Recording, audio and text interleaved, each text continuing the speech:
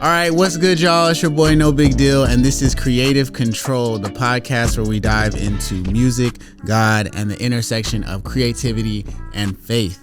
Today on the podcast, we have my in real life friend, rapper. It's the first time hearing this. Producer, member of the Heaven on Earth Collective, and hip hop head extraordinaire, 350. Welcome to the podcast, man.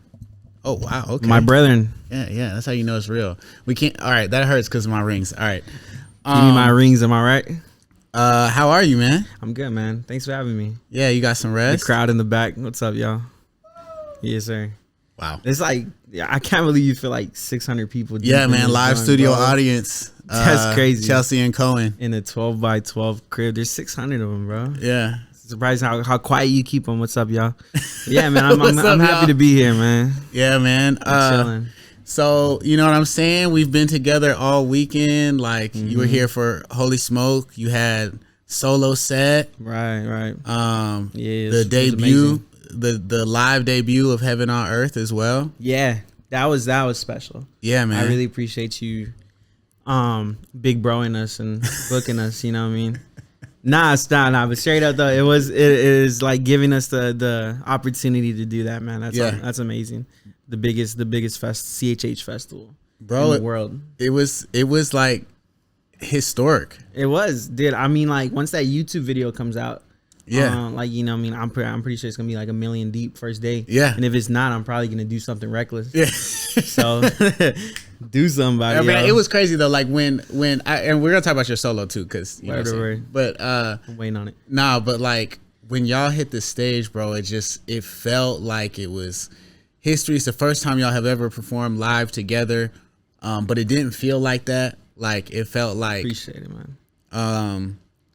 It felt like a really big moment. The crowd immediately like responded.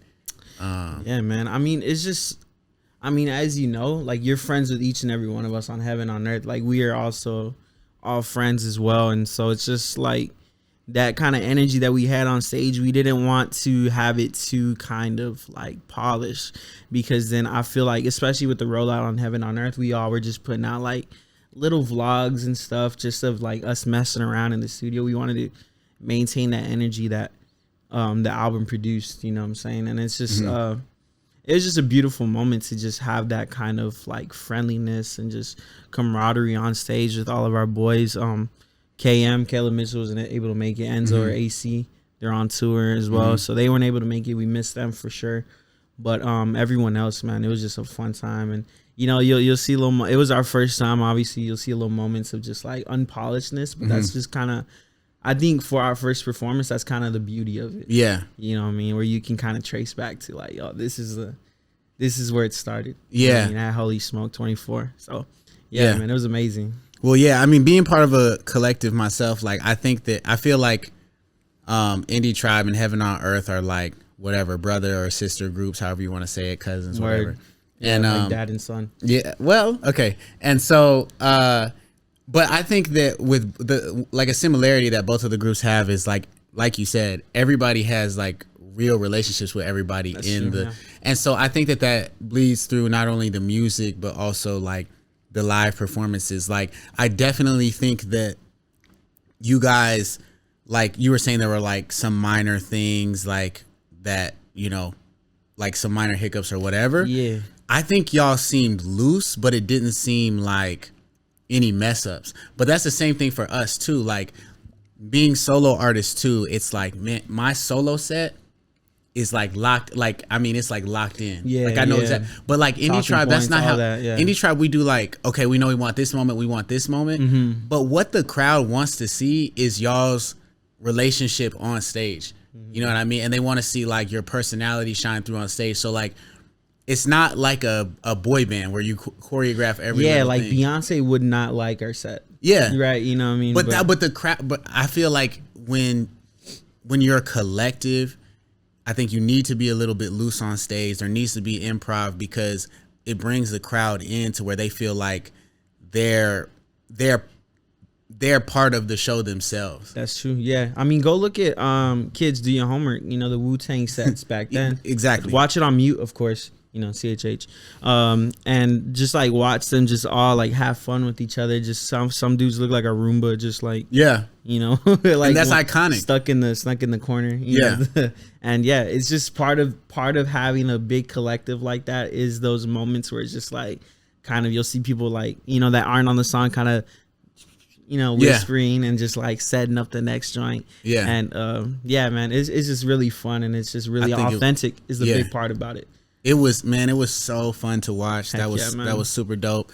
You also had a solo set. Dude, right after, yeah. Yeah, I know. And like we were running. No shade. No, I mean, there were some hiccups. We were running a little bit late, so we had to there was an intermission between Heaven on Earth and your set, which was a really good decision in design. But since we were running late, we had to cut intermission a little bit. So you had to do a and God still provided in that time. I think there's little key things that I needed that I was just like, man, I'm gonna just let it run. I'm gonna just let it rock. Yeah. But I with production wise, nothing like on the tribe or anything, but but God really stepped in and just made a moment. Michael stepped up and really made room. Let's make sure that these guys are taken care of. Yeah. And dude, that was it's so this is I've done other festivals and this is the one where these guys are artists.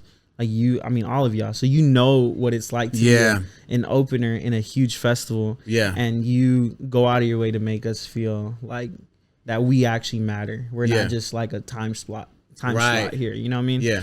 And that's probably one of the biggest takeaways I'm gonna have. Yeah. You know what I mean? Is just treat everybody from the top to the bottom the same way. Yeah. Obviously we all have different needs, but met in the same with the same respect and the same, just love. And dude, I think my set, I had told you this. I saw a Klessel set the day before. Yeah.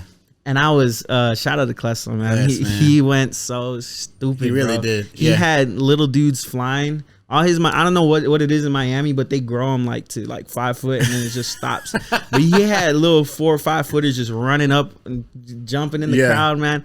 And I was just like, bro, I had such FOMO in that moment for my audience, I guess. I guess it's kind of an insecurity that I'm working on with my music that I had a fight where I'm like, man, I want to turn up.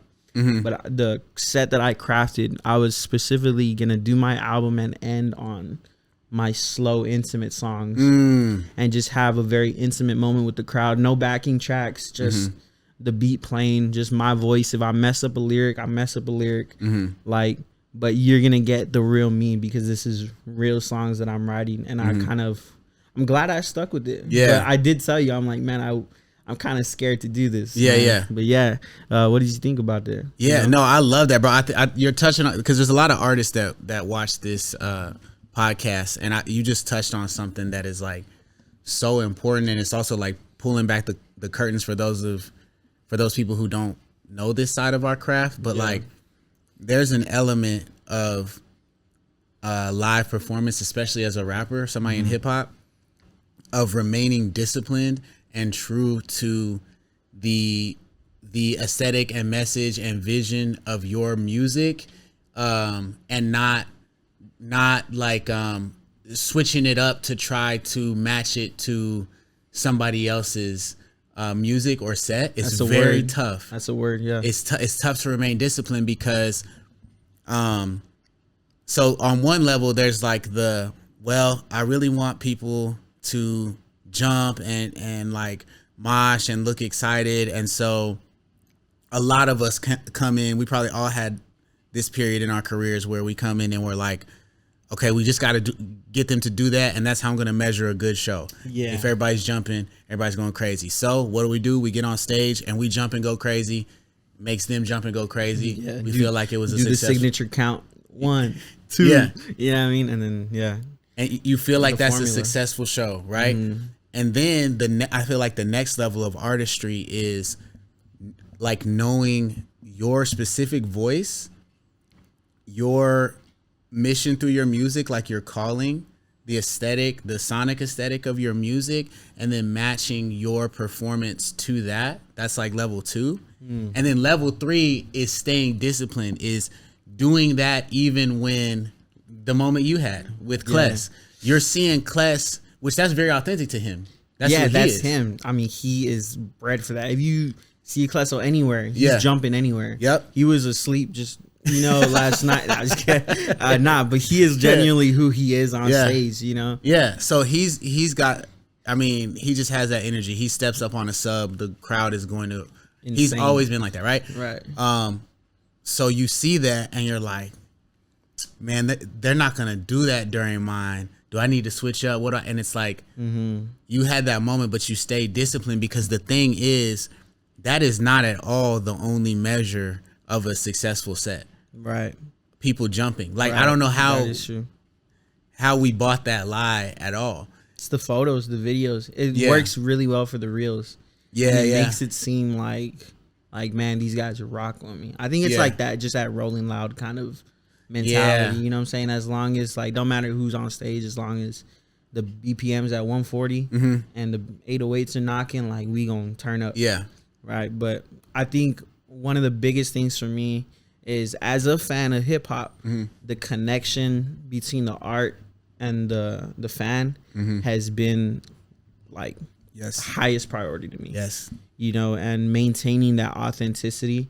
And I felt like I would have been a sellout if I had just done something and have been like, yo, all right, we're gonna do my album. All right, we're gonna end on this song. Yeah. And just turn up, you know what I mean? And just do, like, because then it's just not what I feel like God was leading me to do. And I think that's like the biggest thing is, like, I'm having faith in what the Lord put in my heart to speak to people. And if I'm switching that up, I'm not having faith in what he said. Yeah. And it no longer becomes his word. It becomes whatever my perversion of what I think they want from me. Yeah. And I think Rick Rubin said, like, the art just doesn't work that way. You don't maintain you can't create something knowing that people are going to love it. Yeah. It's not, it's backwards. It's like, Right. you create something that you love, Yep. and the people that love, it'll connect with them. Yeah. It's reversed, but I think, Yeah. just the industry has kind of built this kind of formula where we're just trying to meet that quota of this worked, so let's try and do this. But I don't know. I felt like the fear of that regret that I would have is much stronger than the fear of, like, losing in this moment. Yeah. Or taking an L. Yeah. You know what I mean? I don't want to look back in 20 years and have my son be embarrassed of my album. Yeah. You know what I mean? I want to, I think I fear that more than taking an L in numbers and stuff, but I'm proud of my work. Yeah. And I know my son will be proud of this because it's truly authentic. Right. That's what's important to me. Yeah. And your listeners need your authenticity, because if you, like you said, sell out and you just become like, you lose your sell. I preface sell out to my you. My that's what I'm saying. conviction and my not. If you do that, you're a sellout. 100%. I just want to say that. Like we said with Kless. Kless is a person who that's him. Yeah. Who has that energy where everybody is jumping and moshing and all of that, but nobody who listened or saw that would say that Kless was a sellout at all. Exactly. It's extremely authentic. He takes very big artistic risks as well, like incorporating, like, Haitian music and world music and stuff like that. Right. So it's not about is jumping selling out or is not, but like you said, for what you're created to put out, for what God's trying to get through you to other people, there's people that 350 is designed to reach that Kless can't reach, that I can't reach. But if you switch up your whole thing to make a No Big Deal set, that person is still unreached. Yeah, we're doing And you're a gonna disservice. and you're gonna reach No Big Deal fans worse, because you can't do me better than me. You know what I'm saying? Yeah, say that louder, man, because for all the little deals. No, but I'm just saying, like, for sure, man. Like, for real. That's a big word. You can't. You're literally doing a disservice, and it's kind of like what the word says about. I mean, obviously, our music is no measure to the gospel. It's nothing like that. But it's that same kind of idea where, like, if you principle, right, exactly. Like those that if you don't give the word to them, the lashing is going to be on your back. Yeah. For, like, on behalf of them. Yeah. Right. Like, it's the same way. If you're not giving, like, them the word that God gave you, then you are doing a disservice to that person. 100%. And it's just, I think that takes a level of faith in my walk. Yeah. That I had to work to, because if you hear my first work, I'm very proud of Love You Divine. But there's definitely moments in there where I knew I was trying to play the game. Okay. And I knew I was, and maybe fans won't pick it up, but I know the decision that I made in that moment. And I knew where I made the call to go against my judgment because I knew it would work. Yeah. You get what I'm saying? Yeah. But I think with this new album, and specifically with the solo set, I just fully gave my hands open to God. And I said, if this is where you want me to lead, if this is how you want me to serve our people, then I'm going to serve them the way that you have me serve them. Yeah. And I'm sure you can relate to that, just because you are a big example in taking those kind of risks where you are very authentic and you are very open about your struggles and you're artistically displaying them in a way where it's tasteful, and it's not in a way that it may be easy to digest, in like a very happy song or something like that. Like, you maintain the integrity of art.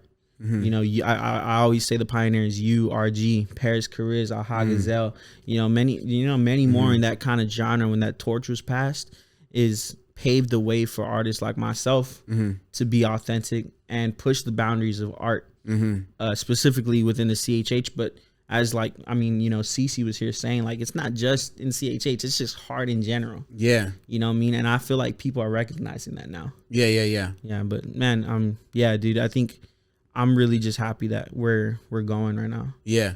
I'm grateful that you would feel comfortable to use like Holy Smoke as that venue. Like, okay, yeah. I'm gonna put together a set that I is like the most authentic set that I've ever done. I'm gonna do that at Holy Smoke. That means a lot. That means a lot to me that you would debut that there. For sure, man. For that, man. And people know it's a big deal, man. Like, big deal. People know, like, dude, I mean, I was crying last night.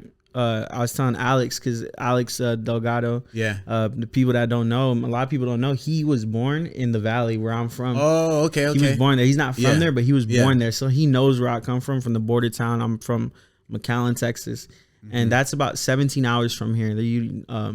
It's right by Mexico, So I had people come all the way from the valley. Wow. Just to see us. They said they came to see us, me, Aiden, A3, me, and Heaven on Earth.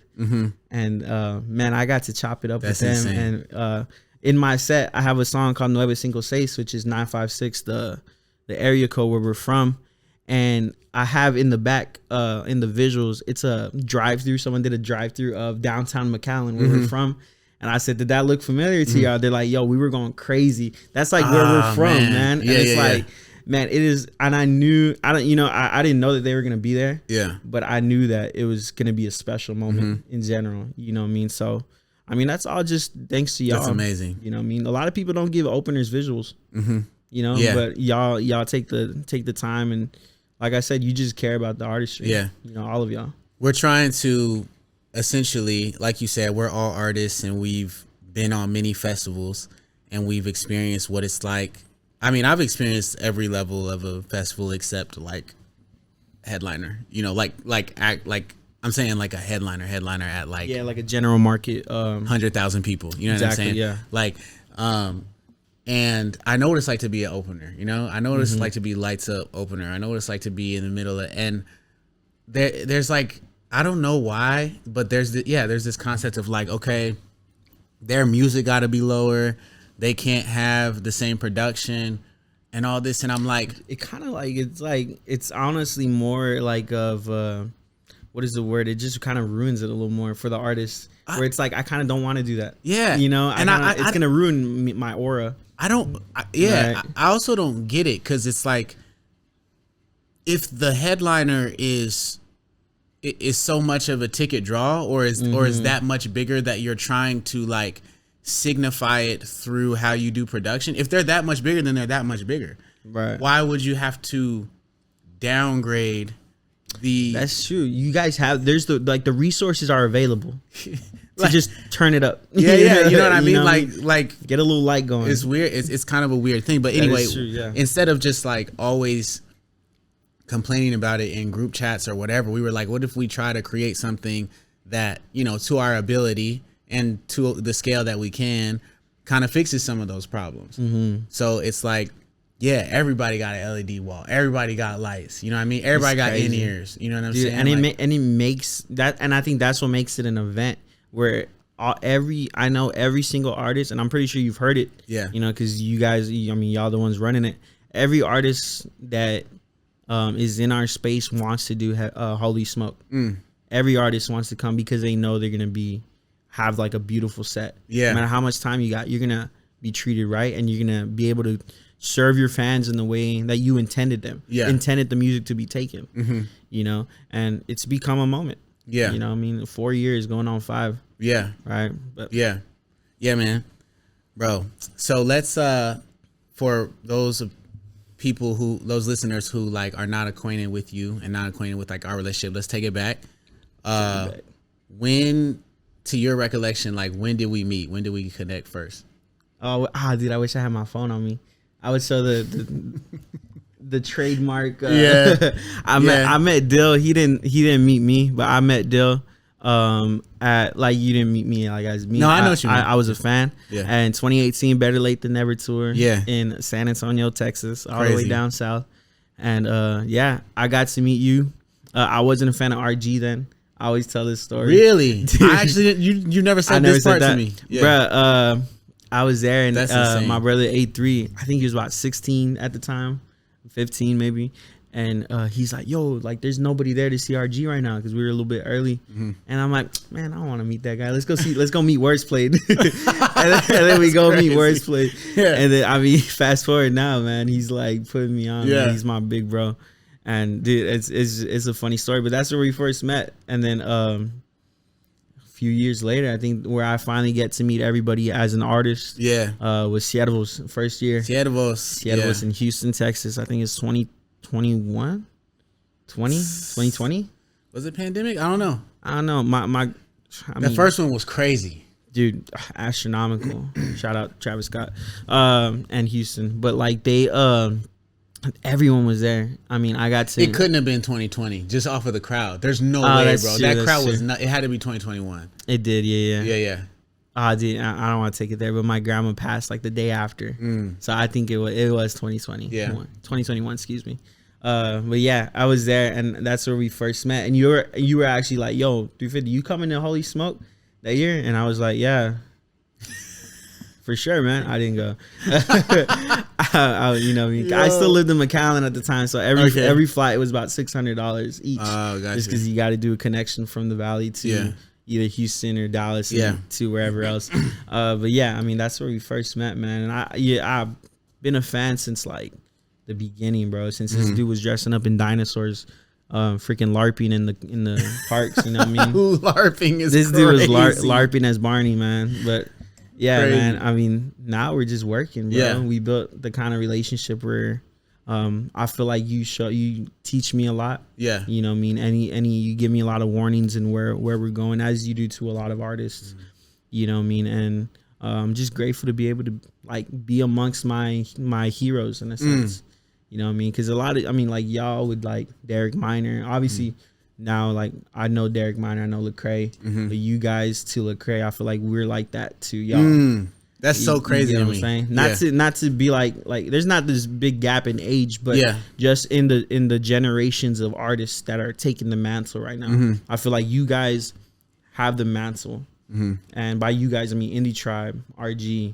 You know, I mean like all of y'all. Like we get to witness this and we get to be under y'all and learn. You know, for hopefully one day when we take it on, and you know, you guys get to live on into your legacy and wherever God leads y'all, and hopefully it's still sustaining in the music space. But wherever, you know what I mean, like we are learning and we are growing, and you guys are taking it graciously. Man. I have to say, man. So I really appreciate what y'all doing. Not to glaze. Yeah. Thank you, bro. Sorry. No, you're good. You're good. Yeah, man. So I lost my train of thought for a second. Hold on. Oh, I know why I lost it. So, because this is like a weird, this is from the future right now. This is going to release in the future. So, right. Okay. I know. Probably what like neither one of us knew until I asked a minute ago is this will be out after our project is out, so we can and we should talk about the project. Yeah, that's true, man. Yeah. I'm excited about it. Or Yeah. I was excited about it. Dude, that was crazy. Wasn't Yeah, it? it was crazy. That release was wild, bro. Dude, everybody was losing it, bro. Well, actually, no. The crowd's going wild, bro. Hey, sit down. This is crazy. I've actually never done this because even when I just said that, I was still about to talk about it like it was about to come out. But it's out right now.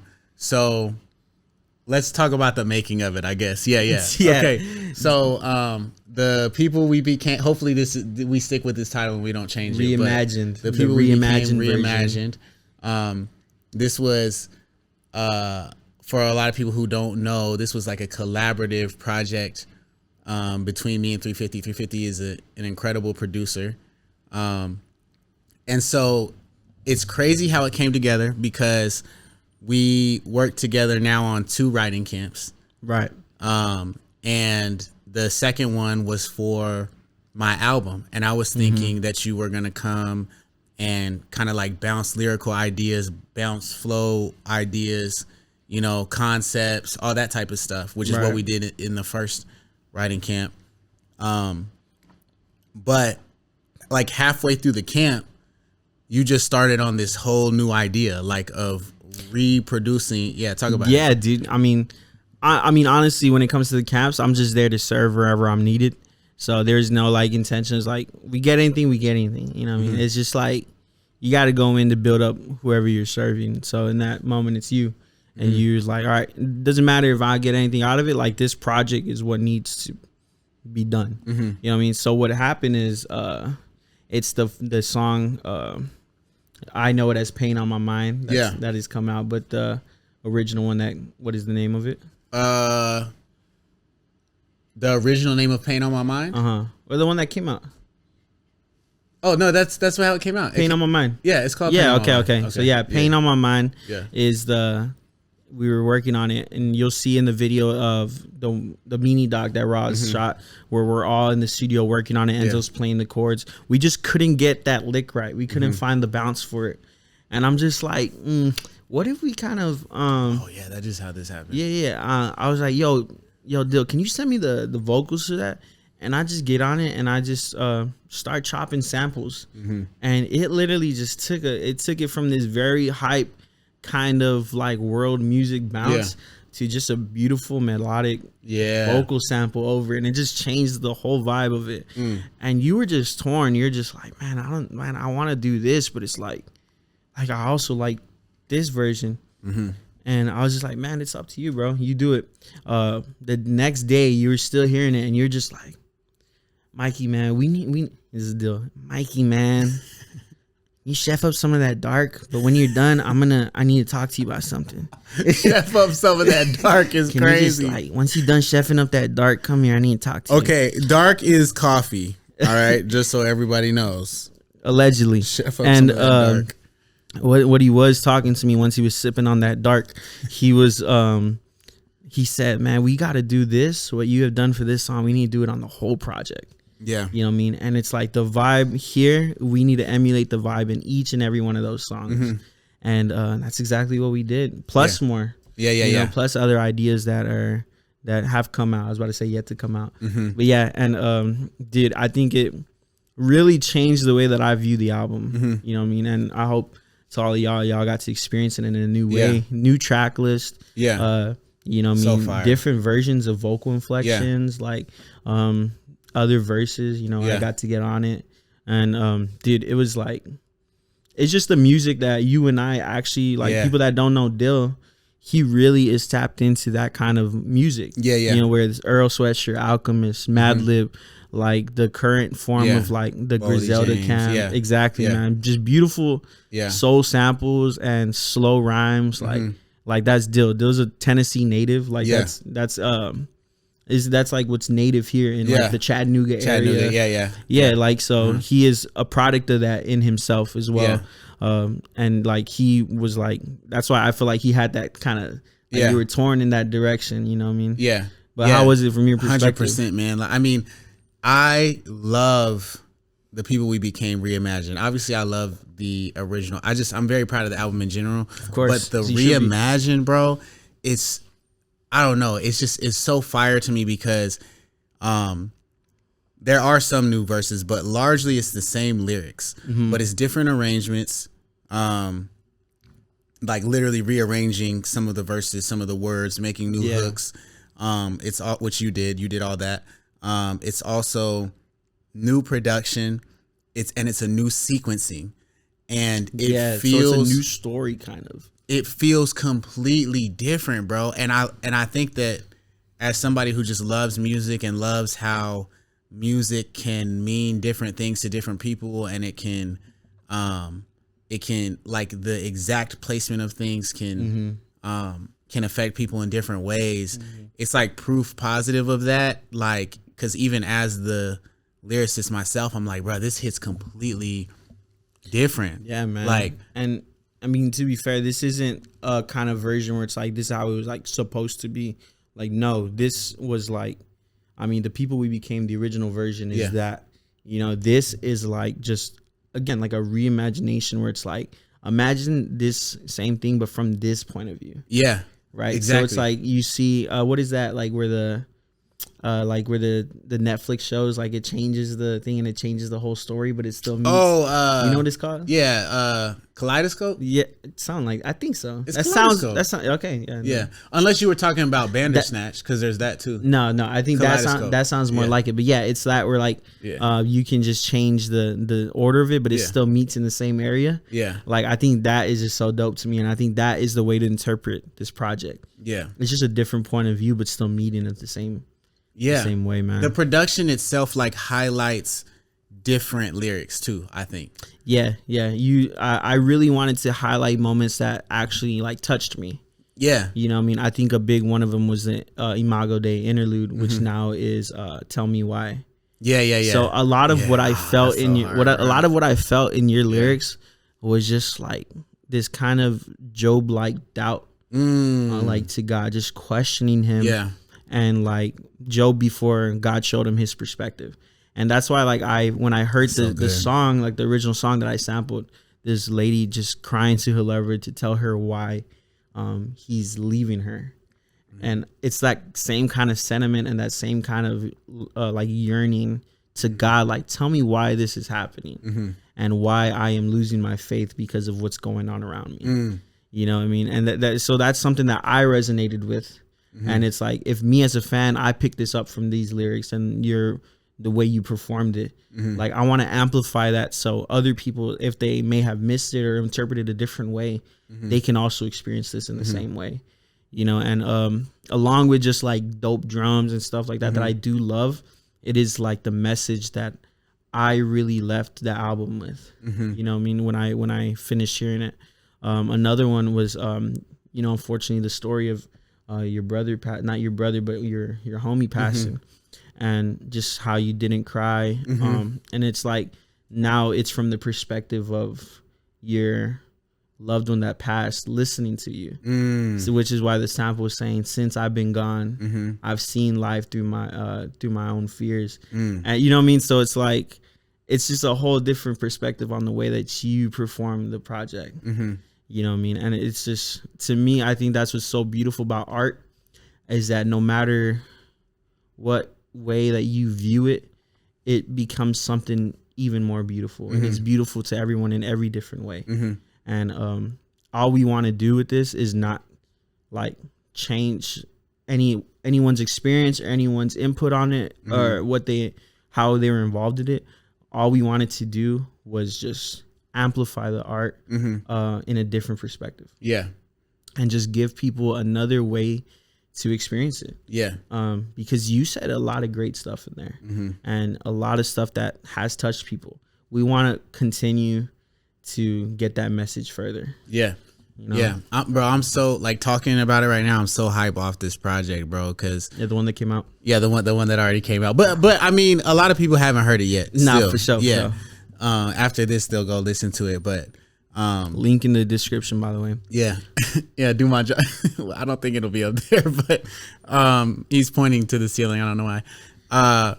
But no, I think it's actually like this is like a new concept. I don't know, maybe you have heard something like this, but I've the idea is, like the industry idea is you release an album, you've already recorded extra songs that you hold back. You release the album, then a couple months later you release the deluxe with a couple more songs so that you can go on tour. Like it's like a whole like little play, give it another pop. Right? Yeah. But this is like, I don't know if I've ever seen somebody have an album and then the second like offering of the album is a reimagined, reproduced album. Not, and it's different than remixes, because remixes typically are not conceptual changes in the song. They're purely that's true. Production. Maybe I add a verse from somebody, but they're hopping on it because of buzz and their sound and their aesthetic, whatever. But this is like the rearranging and the creating new pockets, and this, like you've been talking about, the samples that you chose, the sequencing. The concept is the leading factor of the new version of the song, not just we got Timbaland to produce it this time. Yeah, you know I'm definitely not Timbaland. You know what I mean? I think the only, I guess, frame of reference that I had, I mean, niche, well, not so niche now, since he passed, RIP MF Doom, was and I sent you this idea, was the Mad Villainy tape. It's the collab with MF Doom and Madlib, and Madlib did a whole different, I mean, he was the producer on it, so he had every file. I think pretty sure he mixed, or he had a hand in the mix, so he had every vocal, right? And what he did, I think a year later, or a couple of years later, he got, so like the song Accordion, he said he had a lyric from there, and he kind of took it and it created like a new hook with that same lyric. Living on borrowed time, the clock ticks faster. So now this song is called Borrowed Time, and he's taking that idea, so and dope. You know what I mean? Yeah. And so I think that was like the frame of reference, and then as I started to dig deeper, there's another producer called Knowledge. Yeah. And he for some reason he was just, I'm pretty sure he might be from Philly, but he's just obsessed with Meek Mill. And he has like, I've heard some of those. Yeah, like 6 volumes of just random Meek Mill songs. Bro, I forgot about this until you just said it. I need to get back into that rabbit hole. Dude, it's just, if you haven't heard it, hear it on mute. Or hear the clean versions. I don't want to influence anybody in some way. Everyone's conviction is different, but the art, from what we picked from it, was the production and the art and the skill level that Knowledge has to be able to take songs, from an artist and just totally create a whole new perspective on what this person is saying. Yeah. Like that itself. And I know some people may have the idea that sampling isn't an art form or anything, in every opinion, though it may not be valid, but or based. Yeah. They, I understand it. I can see your perspective, but from the way we view it, coming in hip hop, it's just like you take something that's beautiful and you create it into a perspective of a culture that may not experience that beauty. Right. You know what I mean? Like lower income households, maybe not able to view, these kinds of music because of, the disconnect in culture. We take it and we flip it, and now we are able to enjoy it in our own, in our own way and in our own, So however you receive that. I don't really know how people get that idea. I'm gonna be honest, because like I mean, we're both like this. We're both hip hop heads, like hip hop nerds, even like hip hop kids. And I'm like, bro, that's like foundational to hip hop. I mean, there is obviously a group of people, because hip hop is fairly new. Yeah, I mean, fairly. We're on its 50th year. Yeah. Right. So, so I mean, I can kind of see where it's like, it's still kind of like new people resisting the. No, but I'm saying the beginning of it is sample based. The beginning of it is sampling disco and funk. That is true. Like, but that's what I'm saying. They're like, what is this? Like, y'all just rapping over like what? I mean, nevertheless, it's just like it creates something to be able to view. I feel like I feel like they think they're being purist, and they're not going back far enough. Yeah, because sample based is the actual historical purest form of hip hop. Like, what are we talking about? Yeah, like the purest form would be a DJ at turntables with 2 records that exist, and he's spinning them, and he creates a break a breakdown, and then an MC raps over. That's just the sample, no added production at all, just what's on those records. Yeah. So it's it's just like, and this person is not an artist per se. It's an MC. It's like a master of ceremony. Yep. Like he is just there to MC the party that's happening. DJ is doing the party, and this guy is just here, like, you know, hosting, I guess is a better word, of the party. And he just so happens to just start rhyming like, hey, you know what I mean, over this thing, and that's and it just culminated into what we have now. It developed from there to where people would actually record in the studio, but they were choosing samples. It's still disco samples mainly, you know, and then funk a little bit later, and they're rapping over that, you know what I mean? So what's your perspective on just people like with no drums? I think it's fire. Yeah. That's your perspective. Fire. Okay, cool. I think it's fire, but I like they don't use this anymore, but you know, like the food pyramid. You remember the food pyramid? Yeah. When you're in school, they're like, oh, you gotta have all these. Yeah, to me it's a circle. But yeah, go ahead. It's a plate. But yeah, I'm saying that I find appreciation in most styles of hip hop. Yeah. Like to me, I find no reason to put them in competition. I'm just like, there's again, because art, and I see like what they mean by this, where like people view hip hop as like a sport, kind of, where there's like a you know, yeah, what I mean? Like, I hear that. Like battle rap as a sport, or like, you know, I saw Ninth Wonder looking at Pete Rock when he was saying like, man, Pete Rock is doing 20 beats before Friday, you know, so I got to do 30 before Thursday. Dang. You know what I mean? He's like, am I putting up 1,000 jumpers a day? Yeah. That's what he's asking himself. Kobe. I get that idea of like getting better at your craft. Yeah. Right. But the competition, it's like, I think that kind of removes the artistic integrity of the music, because music is an art form a little bit. I'm not saying that you should not, you really should, do not twist this. You really should develop your craft. But if you are developing your craft to be better than the next man, then it's no longer art.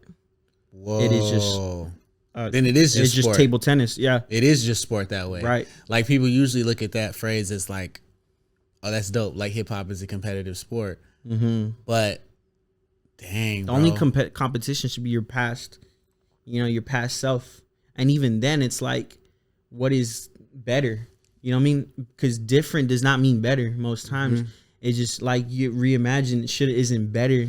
Right. And this is just reimagined. It's just a whole different perspective. It's an evolution, you know, you know. Yeah. It just means you're changed, you know what I mean? And you know, that's just my perspective. No, this is great. This is like, we're getting to the heart of the podcast right now. So I love this podcast because depending on the guest, it goes like different ways. But we're like, right now, we're just like nerding out about music and art right now, which is fire. So do we think that competition is in opposition to art?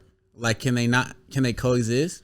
I think that, I mean, I don't want to bring it back. I mean, we should always bring everything back to the spiritual, but yeah, I think it lies within your heart. You know what I mean? And are you, like, as an artist, are you really doing this for what reason? Like, is this strictly for, like, the person that is going to be viewing the art? Are you doing this for the art, like, as an entity, for it to be the best that it can be? Are you doing this for a kind of self-fulfillment kind of thing? Like, what is your goal in this?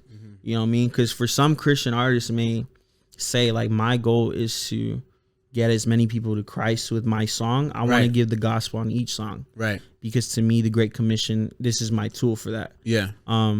For us, it would be, you know, we do the Great Commission in our life, in our daily life, and our music is a reflection of the life that we live. And we are, for us, the priority is the art and how we present the art to our people. Yeah. And if we're being true to the calling that God has given us. Right. So that is our decision. So is in any of those, does competition really have a place in building art? Does competition have a place in spreading the gospel? You know, how many souls have you saved today? Yeah. No. You know what I mean? Yeah. And again, not to compare anything to the gospel, but the Yeah. same principle, Yeah. right? Like, are you, you know what I mean? What is your heart behind spreading the gospel? Right. Is it to, you know, because again, there's going to be a lot of people that spread the word and have led people to Christ, but God will still say, I've Yeah. never known you. You know what I That's mean? right. So you may have put up 1,000 songs, 1,000 jumpers, and put out singles every week, but nobody's connecting with the music because this person's doing a single every day. So you're doing 2 singles a day. You know what I mean? But the art isn't there. You know what I'm saying? So what is your heart behind creating the music? Like what are you gaining from putting out a reimagined thing? A pop in your music is not even the same. Like, you know what I mean? What are we gaining from it besides like the fulfillment of creating art? We're in the future now, so the real me right now has no idea what the numbers are. But God, dude, we're so rich, dude. I can't believe we put that out, bro. Hey, Dill bought me a house, baby. We have no idea what's gonna actually happen. Kid, what's up? But there's no way that it was like a numbers or a money play at all. I mean, for me, the genesis was in the moment being so like just amazed at what you had done production wise to Paint on My Mind, and like, oh, I didn't know it could, because the sound that we were working on for the original album was like, it was so different, and it's like, bro, this sounds like a completely different creation, and I was hype off that. And it was just good in a different way. And it's like, yo, people can experience this song in a different way, and it's still dope. You know what I mean? I was hype off that, and then I was also hype off of just like that little community that we had at the writing camp. I love doing stuff with my friends. Like, it hits way different than like somebody just sending you something.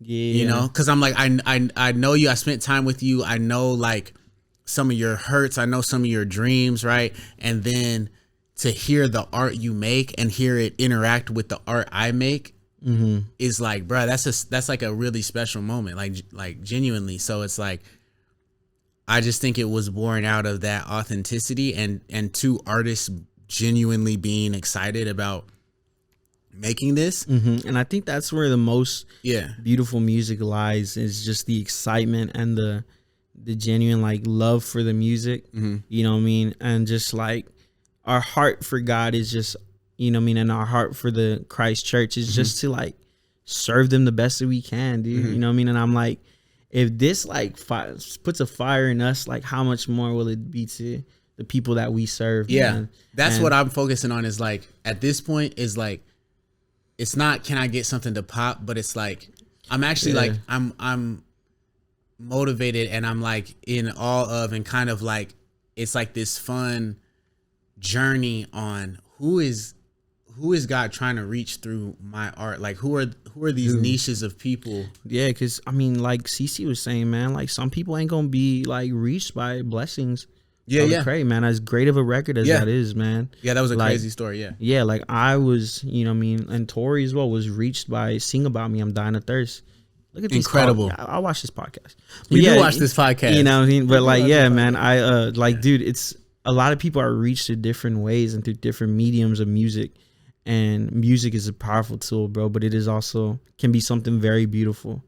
And how much more beautiful than to paint like the life of following Jesus into the music, you know what I mean? And sometimes it just comes from just the pure joy and like childlike nature of being excited of like new sounds, you know what I'm saying? And I think that was just our heart behind it, was just excitement. And of course it takes work, and it takes craftsmanship.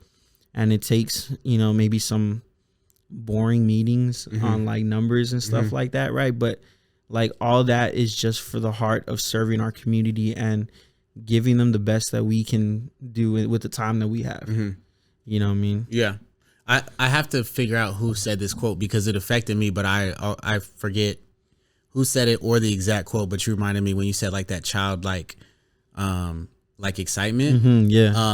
The quote was something like, you know, children aren't like, we always are like, oh man, to be a child again. Like they're just so full of like awe and wonder and joy and all that. By the grass, by the wind, by the clouds. Exactly. And it was like, and we attribute that to their age, but it's not their age. It's that they are inherently present. Dang. They're present.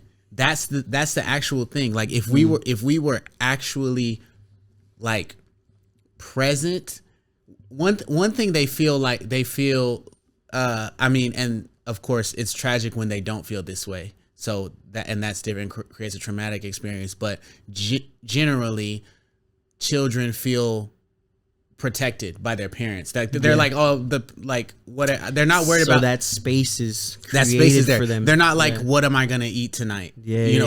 Sometimes they are, but in most situations, right. They're not like, what am I gonna perfect world? Like God said, they're not like, what am I gonna wear? What am I gonna eat? Yep. How am I gonna be? Right. It creates this space that, and just where their minds are at the time, it hasn't been corrupted by a lot of existing in a fallen world, in a broken world. Like it has the original brokenness, but not not experiential.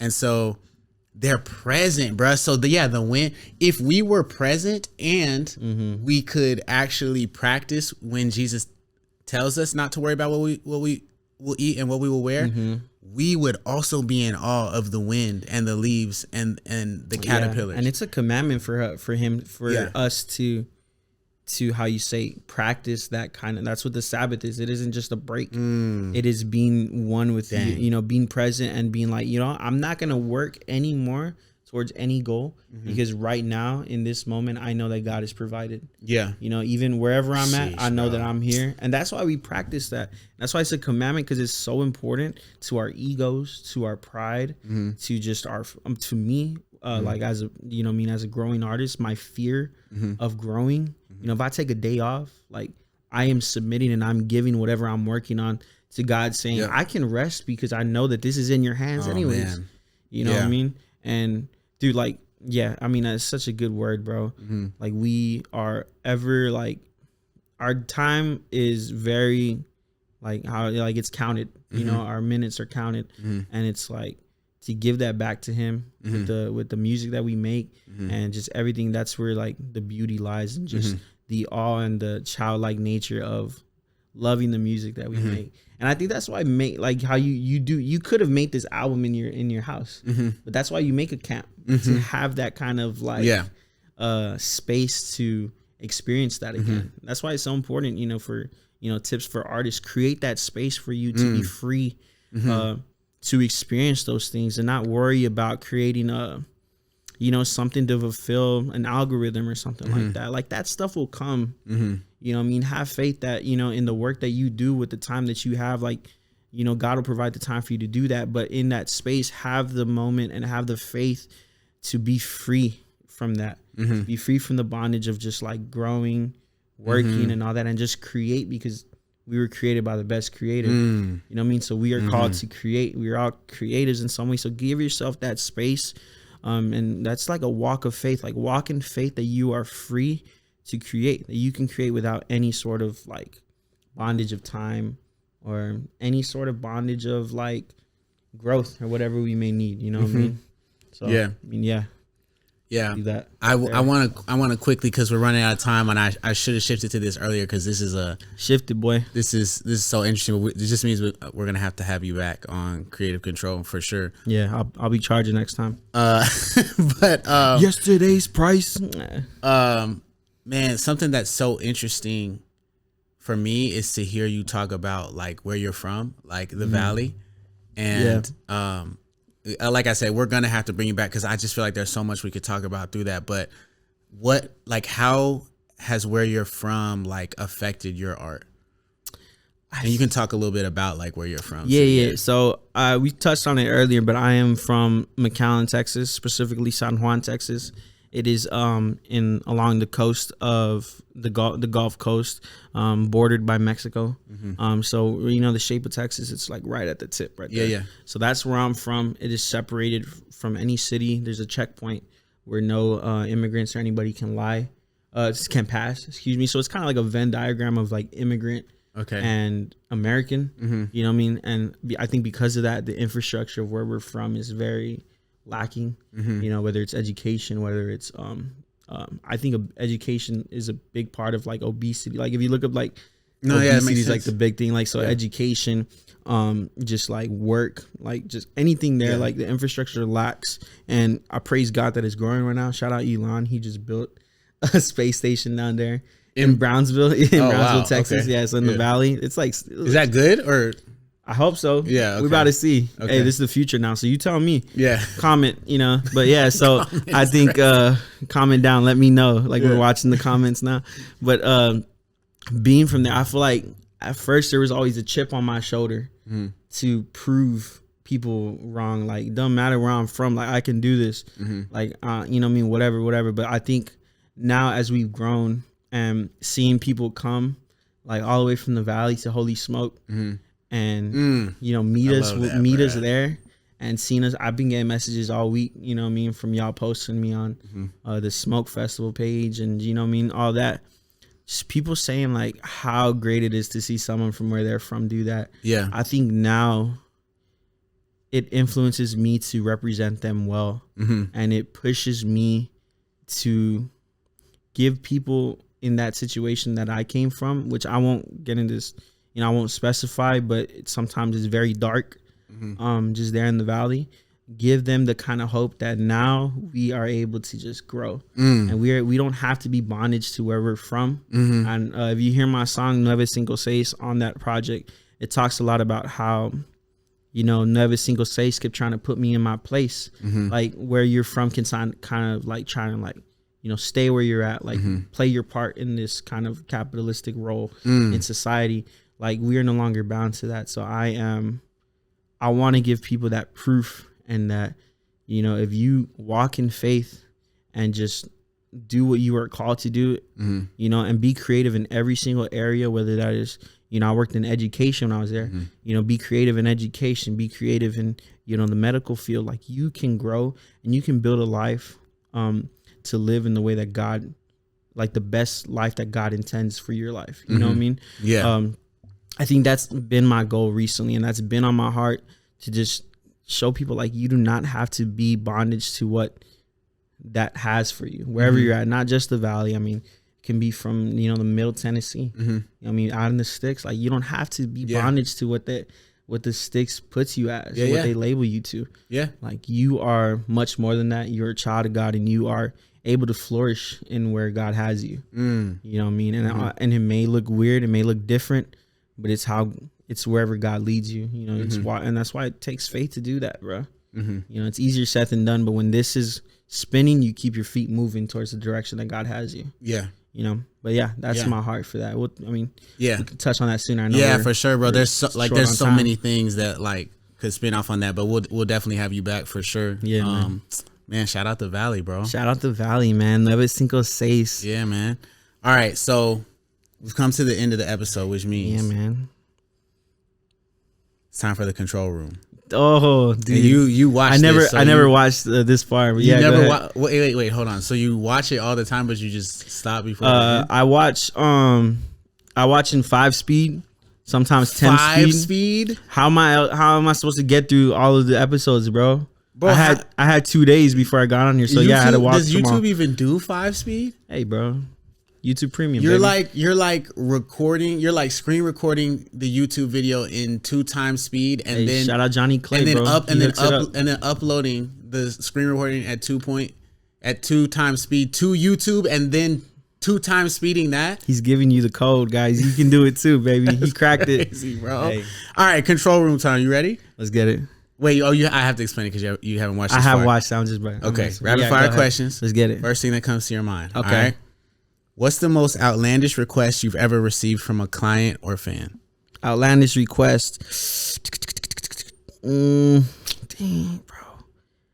I think they wanted me to call their mom to tell them, like, to let them be on a feature. Like, wait, call their mom to let them be on a feature? I'll tell you who it is afterwards, but you may know them. Okay. But their dad was not letting them pay for a feature. Okay. So I had to call their mom. Yeah. To convince them that I'm I guess like worthy of the Oh, money. for your feature. For my feature. Okay. He wanted to get me on a song. Yeah. And I had to call their parents, his mom specifically. Yeah.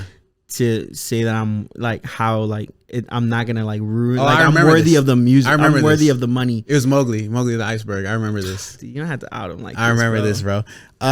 If your life had a theme song, what would it be and why? Dang, be a theme song. It'd probably be I've been a nasty girl. Okay, let's go. Let's keep it going. Right, we just go keep it going. Bro.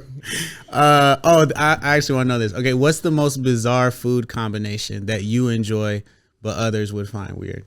Dude, bizarre food combination. So down in the valley, it's a thing where they have like raspa stands, right? So it's like it's just like snow cones, and they put like crazy stuff on it. That alone, there's this thing called a maranada.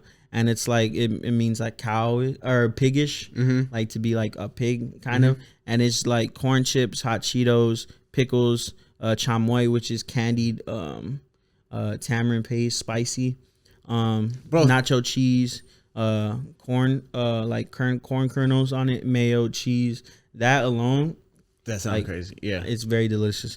But also they have this thing called barbacoa. You know, the shredded meat tacos. Yeah. What I used to do, I used to get those, and I used to get Frito chips in there, and I used to just crush Fritos in there. I used to eat them like that, and I mean, they would just tell me it's blasphemy. I mean, it's just whatever, bro. Yeah, you know? I just just keep it chill. It's not too crazy. I'm a very savory guy. Of all my Mexican Latino friends, like I've asked, I'm actually Asian, but yeah. Okay, yeah. The chamoy. Every time I ask, I say, "What is it?" I've had it. But I'm like, "Yo, what is this?" And they're like, "I don't know. It's chamoy." No, I don't know either. And, no, you just explained it though. I think it's that. It tastes like tamarindo. I know tamarindo, like tamarind paste, but it's like a spicy, sweet sauce. Yeah. But I think it's tamarind paste. I'm pretty sure. Bro, you said it with so much confidence the first time, so we're just gonna take you're that. Not gonna know what I'm talking about. What's your favorite No Big Deal lyric? Joey. Yo, all right. That is so crazy. Lower. Joey is your favorite. Joey. No, no, hold on, wait. What's the next? You went Joey? Joey, skip, and then it goes straight to that's crazy. Me and Joey, we like Penn and Teller or Shaq and Penny. That's where I'm coming from. Bro, me and Joey, we like Penn and Teller or Shaq and Penny. Where I come, we don't mess with rats. Let's say name is Mickey. Come on, bro. All right. All right, listen. Go ahead. Tap in, lock in with me. What is your specific problem with John Keith? God, dude. So when he the thing is when he said that he looked like Ice Spice, he acted like he didn't know what they were talking about, right? He turned around. All right. All right. This has been Creative Control. Thank y'all so much. We'll see y'all next time.